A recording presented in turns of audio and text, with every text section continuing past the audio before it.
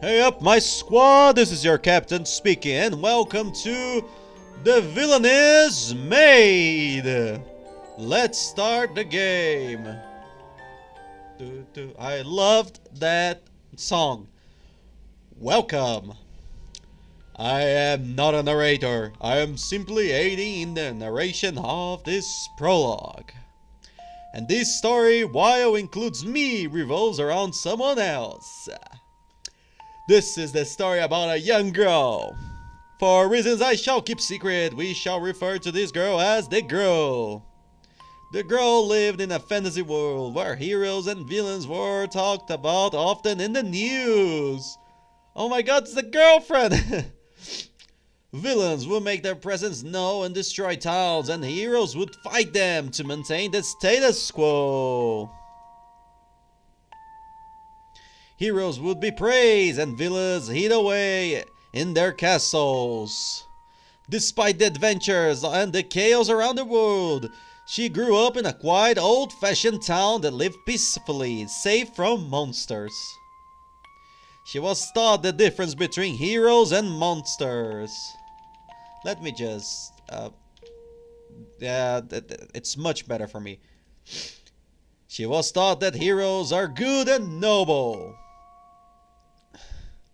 and that all monsters are evil and out to get you. And even as the word's truth was right in front of her... Oh god.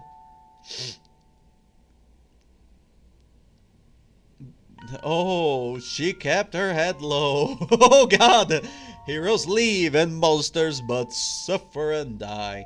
That was the law of nature she grew up hearing. Today she's 29 and working at her father's mini market. Let's enter her story, shall we?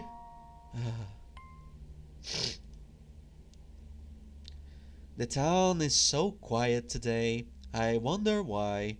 I tucked my hair behind my ear, trying to listen through the silence. As quiet as usually is, this is unsettling. As soon as I mutter that to myself, my father showed up. Damn it! Father, what is happening? Why has the town gone silent? The Fugue Lorganya mask and his monsters are arriving to town soon. Oh, that can't be. Here? To this town of all the spaces? That's what some adventurers in the guild said. There are rumors, but it's best to believe them. Close the doors and don't let anyone in. We don't know if those horrors will try to deceive us, pretend to be us. So, can you be a monster, Dad? Understood. Good. Will you be going somewhere? I will be staying with our neighbor. That poor woman wouldn't be able to defend herself if they attack. And what about me, Father? And our store? Protect the store. With that said, my father left the store. Goodbye? Being left alone, I walked towards the door to see if I could get a glance of the masked man himself. Foolish of me, considering the town is big. It would be unlikely for him to pass through this street. I locked the door as Father told me. Then I reconsidered. What if no stores opened their doors for them? It would be rude of us. At least one store should keep their doors open. Yeah. No. To visit our town, having heard the rumors they might try to kidnap a woman. I heard they do in faraway towns most of them never heard of again. Everyone suspects they died at the Fiulorgania castle. So there wouldn't be a problem if I left the door open, right? They would never take me away. And if they come here, I'll just treat them like I would any other client. So I unlock the door and head back to the counter. Oh god, I'm going to get kidnapped. Am I right? Ain't that right? Foolish girl, why? I close my eyes and imagine what it would be like to have a famous villain in our shop. Sorbin's fuel Organia, the masked magician who spreads fears and terror across the world, and turns the monsters of society into his obedient minions, or so they say. They often travel in small towns, not really caring at all if people fear them. To have that confidence. I know I will never meet them, but for them to show up here, I can only imagine. Would I need to defend myself? I'm not a fighter. I never wanted to be a fighter. Then what would I do? Good day. Ah, I apologize. I didn't mean to be so rude. I didn't notice there was a client right in front of me. I was so lost in my thoughts I didn't even notice the kid. It's just a human. The kid. I couldn't help but stare at the scales on his face. There were a sign he was a dragon. A blue one. Whoa, seeing the mysterious man hiding his face and his companion being a blue dragon in human form made obvious the identity of my customers. The tall man spoke. Anything of you if you're interested? Give me more time. I can't read the labels in just 2 minutes. Haha! Take as much time as you need. Are you looking for something specific? No. No, oh god, I need to make the voice tricky. No. Then perhaps I could recommend something. No. From the way he replied and the way he's looking around, he has something in mind, but he doesn't want me to interrupt him. I'll give the dragon boy as much time as he needs. I stayed on the counter, and I could hear the mumble of the young dragon. There are no enchanted nuts here. Ha! You really expect there to be enchanted nuts at a place like this? You know what? I'll ask.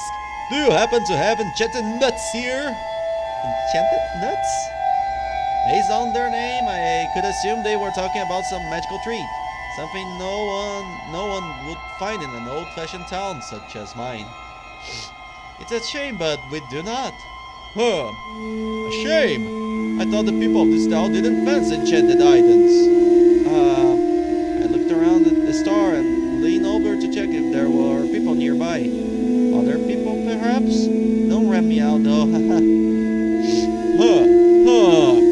Say, why did you leave the store open?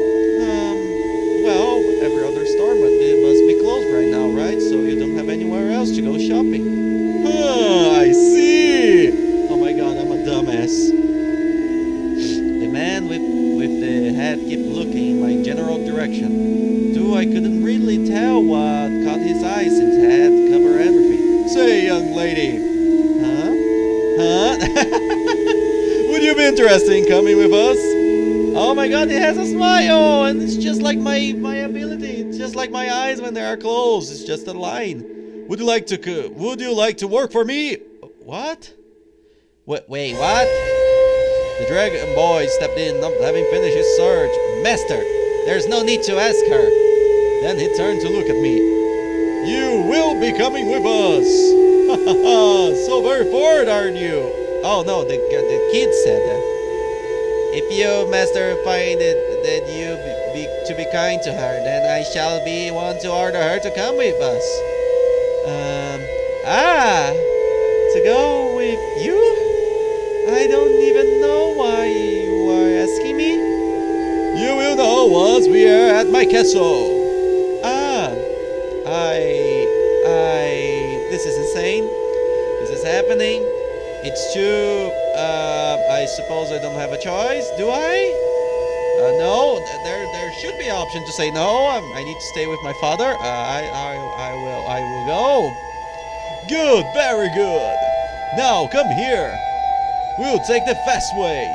The fast way? Just stay close to me, okay? You too, Fajoro.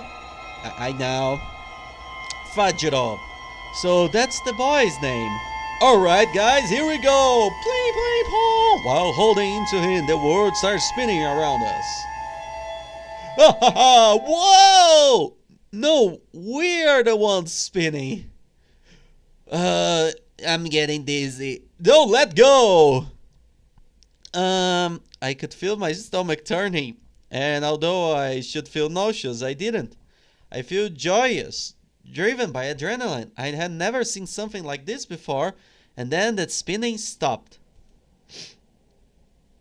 Where are we? Home! Your new home, hopefully. My new home? First, let me get more comfortable. He tossed his cloak away, revealing his true appearance. Haha! Welcome to your new home!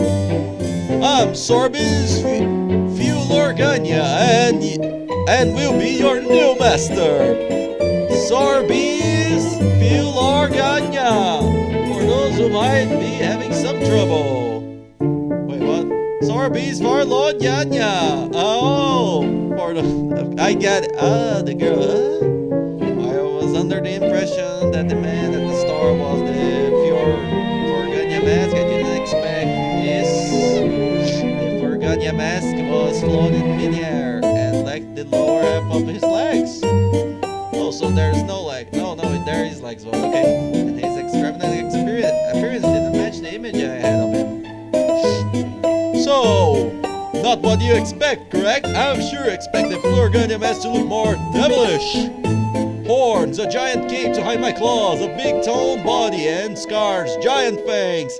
I was expecting something similar to an evil, elegant human with a scary mask.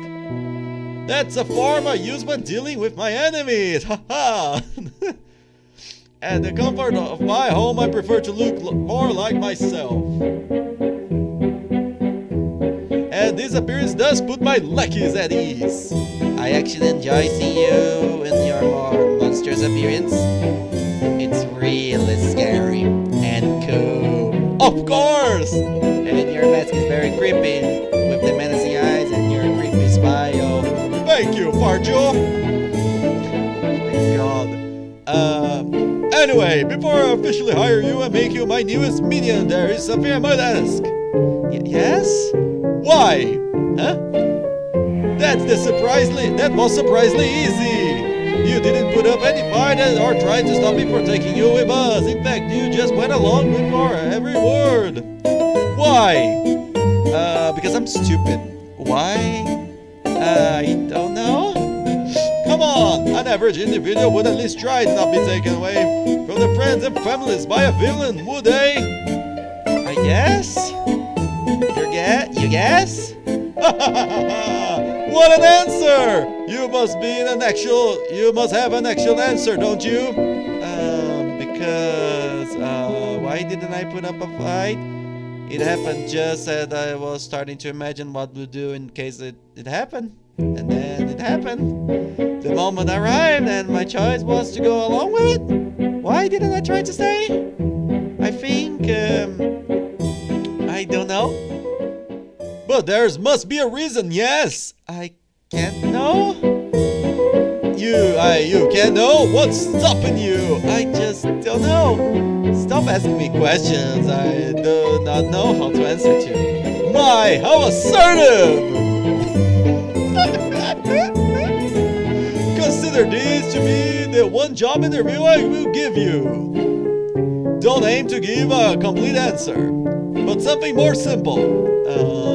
My life hasn't amounted to much, has it? I lived 29 years, and all this time feels like I have been wasted on nothing. But that's not it. It could kill me at any moment if they so desire, so it's better to go along with whatever they say. That's not it either. I can't get myself to give a full answer or an answer that can truly say why I made what the choice I did. So I settled for a simple answer. Something I can get myself to say. I think you asked nicely. And who am I to turn down such a polite request? If the young boy did order me to follow you after you asked. Ha ha ha! A great answer! Yes, my pupil here did get in the way of my request by turning into an order. I'm sorry, master. It's alright, Farjiro.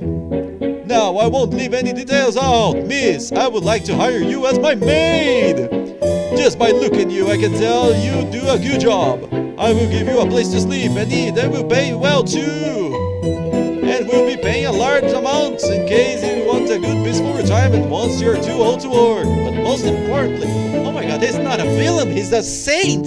He's going to pay me and give me a place to sleep and eat. But most importantly, you will be mine and you work for me only. That's just like a normal job. Ah, there it is. Despite his friendly personality, he is known for one thing. The most famous, oldest villains in the world, the Flurgonia Mask. A wicked magician who's known for once having been close to destroying the world centuries ago. And his minions know for destroying towns, no countries. Whoa! He's a menace, and yet he's right here asking me to become his maid. Whatever shall I do? Would you allow me to exist both here and in my hometown? I will allow it. Huh? Oh, well, I haven't anything to. I accept. I'll be looking forward to working with everyone. Good, good. Well then, let's get you a more proper appearance. Appearance? You know, as the world famous villain, do you not? And now you're the big bad maid. I guess I am. Since you'll be tagging along, you should at least get your looks be apart. You don't exactly look like any of us. Oh. No worries, I'll take care of that. Here, let me just give you a small magical makeover. Ha ha ha ha! Ah! I saw the world around me turn white. A bright light stopped me from seeing what was being done to my form. I could feel something deep within me changing. My clothes started glowing to the point that I couldn't see anything. And then... Whoa! Ta-da!